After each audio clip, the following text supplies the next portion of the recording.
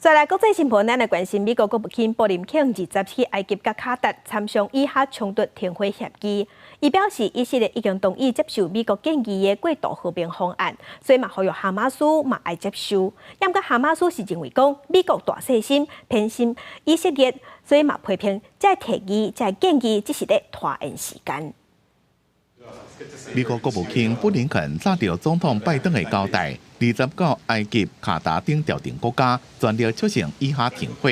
这已经是伊第9遍到中东，伫离开卡达进前，伊讲美国未接受以色列长期占领加沙。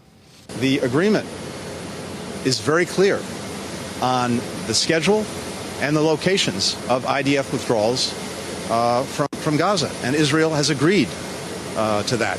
We're working in our different ways to try to ensure that there is not escalation, sending the necessary messages to all of the potential actors, including Iran and including Hezbollah. 哈马斯对这项上新的提议讲，这跟原本讲好的版本矛盾，指责美国接受以色列的新条件。بلينكن بعد لقائه مع رئيس وزراء العدو أن الكيان الصهيوني وافق على الورقة هو تصريح يثير التباسات كثيرة.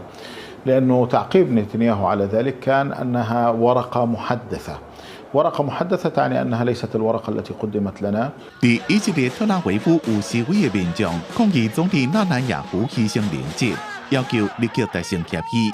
这讲纳坦雅胡伫咧加沙甲阵亡将士还有连一个家属见面。תפסנו את ציר פילדלפי, תפסנו את מעבר רפיח, אנחנו עם כל הכוח. 这款属有意反对停火协议的家属表示，纳坦雅胡甲因讲，以色列未放弃控制加沙两条有战略价值的达尼姆走廊甲费城走廊。以色列对这两个所在控制一直拢是谈判的障碍。对有一种讲法讲，纳坦雅胡有甲布林肯讲，以色列绝对未放弃这两条战略走廊。美国有一位资深的官员讲，这种讲法是无正确的。公司新闻吴文玲编译。